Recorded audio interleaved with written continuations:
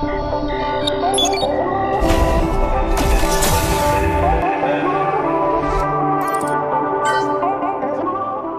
Gadgeters, tahun 2019 menurut K2 Gadgets, handphone gaming terbaik jatuh pada ROG Phone 2. Apa problem utama mengeluarkan handphone sebagus itu?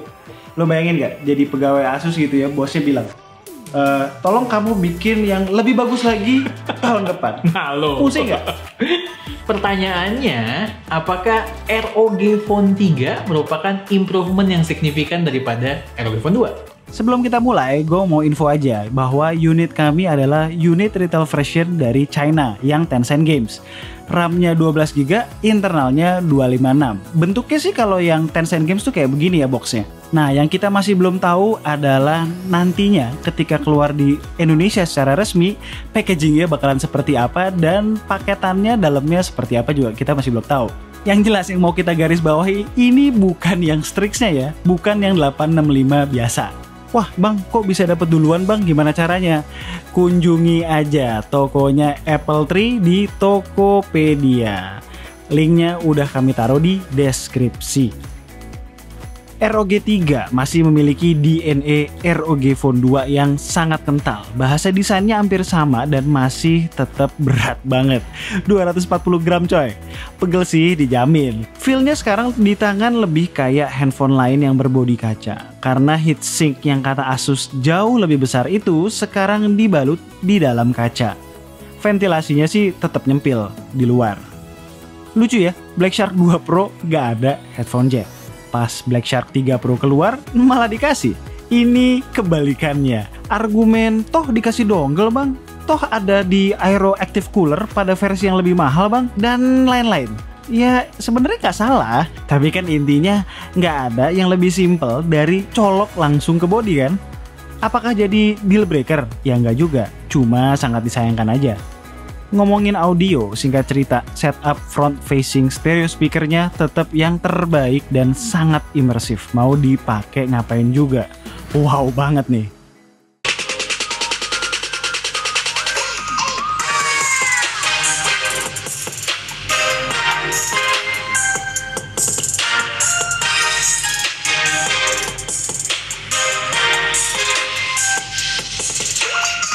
Bentar, masih banyak lagi nih kesamaannya. Mulai dari slot dual SIM only, nggak ada IP rating maupun wireless charging.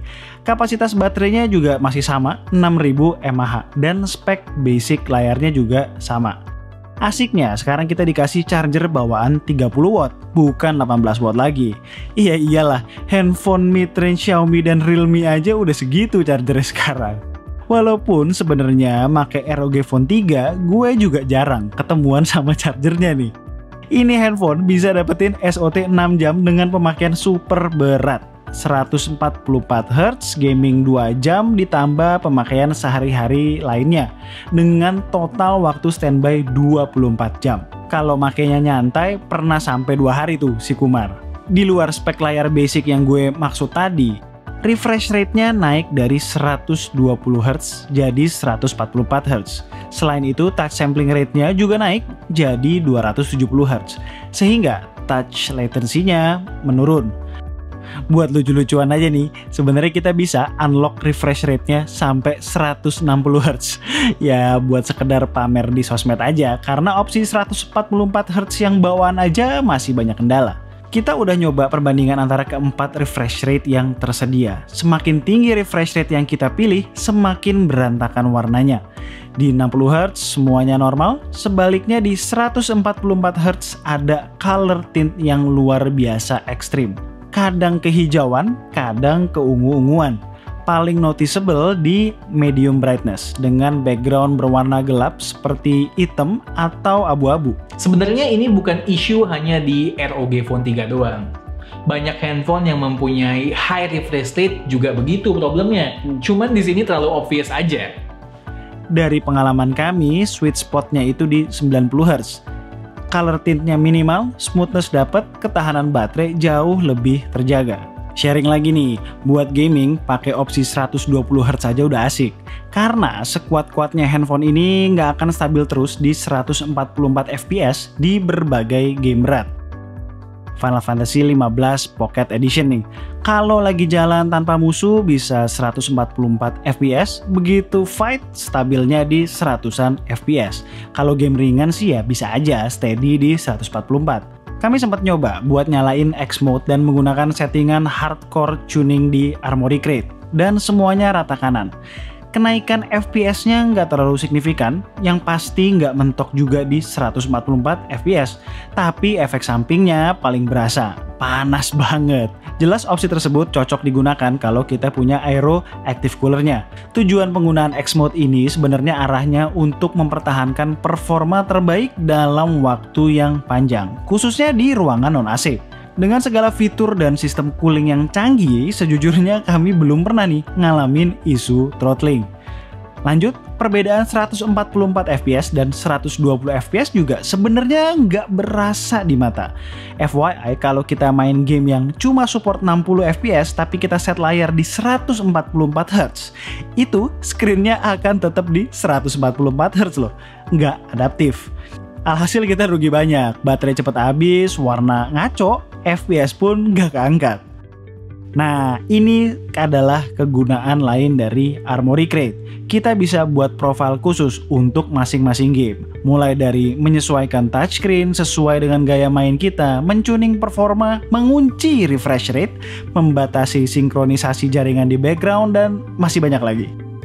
Mumpung lagi bahas game nih, yang nanyain PUBG dengan settingan 90 fps. Untuk 1 bulan ke depan, sayangnya masih eksklusif di handphone keluaran OnePlus. ROG Phone 3 belum bisa, tapi kalau udah nggak sabar pengen dicip-cip, cobain aja PUBG versi Cina, Game for Peace. Cara installnya ya search aja lah di YouTube, banyak tuh. ROG Phone 3 bisa ngejalanin settingan Ultra HD yang mentok di 40 fps. Kalau settingan dirubah ke smooth 90 fps, stabil di 85-90 fps. Untuk daily performance-nya ya jelas aja bagus. Lihat aja dari speknya. Prosesornya Snapdragon 865 Plus, RAM-nya 12GB yang kami punya. Gadgetris yang udah nonton video unboxing pasti udah tahu kalau air trigger ROG Phone 3 sangat-sangat customizable. Bisa pilih berbagai opsi, mulai dari tap, dual partition button, swipe, dan slide horizontal atau vertikal. Paling cocok yang mana nih? Tentu aja, sesuaikan dengan selera masing-masing. Cobain aja satu. Satu yang pasti, motion sensor wajib kalian pakai. Gue pribadi set buat reload di game PUBG, sedangkan Kumar buat trigger nitro di game Asphalt 9. Seru lah pokoknya. Yang penting jangan sampai kebanting aja tuh handphone. Pasti kalian nanya nih, enakan mana? Pop-up trigger button BS3 Pro atau air triggernya ROG Phone 3? Jawabannya dua-duanya bagus, approach-nya aja yang berbeda. Yang satu ngandelin feel fisik, satu lagi ngandelin customization. Dari segi software, gue pengen semua brand Android meniru apa yang dilakukan Asus dengan memberikan 2 opsi skin. Yang satu custom skin dari brand, dan satu lagi skin yang lebih clean, mirip Android murni.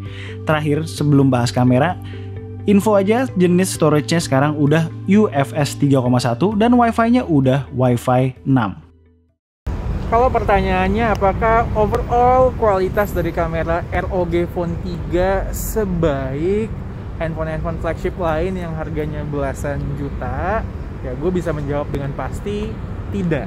Tapi ketika kita bandingkan dengan handphone gaming lain yang beredar di pasaran saat ini, ya overall kualitas kamera ROG Phone 3 baik depan maupun belakang itu adalah yang terbaik. Sebagai catatan, dibandingin ROG Phone 2, peningkatannya ada pada spek resolusi lensa utama dan penambahan lensa makro. Terus bisa merekam up to 8K juga sekarang kamera belakangnya. Ekspektasi kami dengan hasil-hasil foto dari ROG Phone 3 simple aja. Minimal harus sama dengan ROG Phone 2. Dan harus diakui ekspektasi kami terpenuhi. Karakter fotonya mirip. Yang paling utama, detailnya keluar dan dynamic range-nya termasuk balance. Hal yang sama berlaku untuk foto selfie-nya. Bahkan di kondisi medium lighting menuju low light, iPhone aja lewat. Tapi memang, tone warna dan skin tone cenderung tidak natural. Yang bikin kami cukup kaget, night mode-nya bisa menyulap foto-foto yang tadinya biasa aja jadi kece. Exposure-nya jadi bener, detail keangkat, dan tidak lebay sama sekali processing-nya. Terakhir, foto ultra wide dan makronya tidak terlalu soft.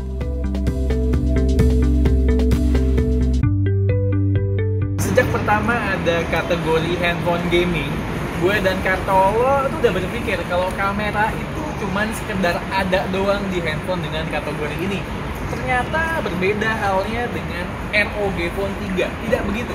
Sebenarnya hal ini udah kelihatan dari ROG Phone 2. Cuman di ROG Phone 3 lebih diperbaiki lagi. Oke, jadi itu adalah Asus ROG Phone 3. Gimana, men? Ternyata untuk membuat sebuah handphone gaming yang lebih baik dari ROG Phone 2 itu nggak mudah. Karena emang secara prinsip ROG Phone 2 udah bagus banget. Sebenarnya kalau kita ditanya ya, sebutuh itukah handphone seperti ROG Phone 3 untuk main gaming di Android? Sebenarnya nggak juga. Pakai flagship apapun sekarang udah more than enough untuk main game. Tapi ya memang ada satu yang nggak ditawarkan oleh flagship lain, yaitu adalah fitur-fitur gaming ya yang bener-bener bisa melevel up gaming experience kita di mobile games. Bagi kalian yang udah pakai ROG Phone 2 sekarang, menurut kalian sih antang-antang aja, duduk manis, karena ROG Phone 2 itu masih bagus banget di 2020 ini. As always, kalau kalian suka dengan video kami, boleh klik like, share, dan subscribe. Jangan lupa klik icon bell yang di bawah supaya kalau kita ngeluarin video baru, kalian langsung tahu. Kalau mau tanya-tanya mengenai ROG Phone 3, boleh drop komen di bawah. Dan tunggu racun-racun kami berikutnya. bye guys. Bye-bye.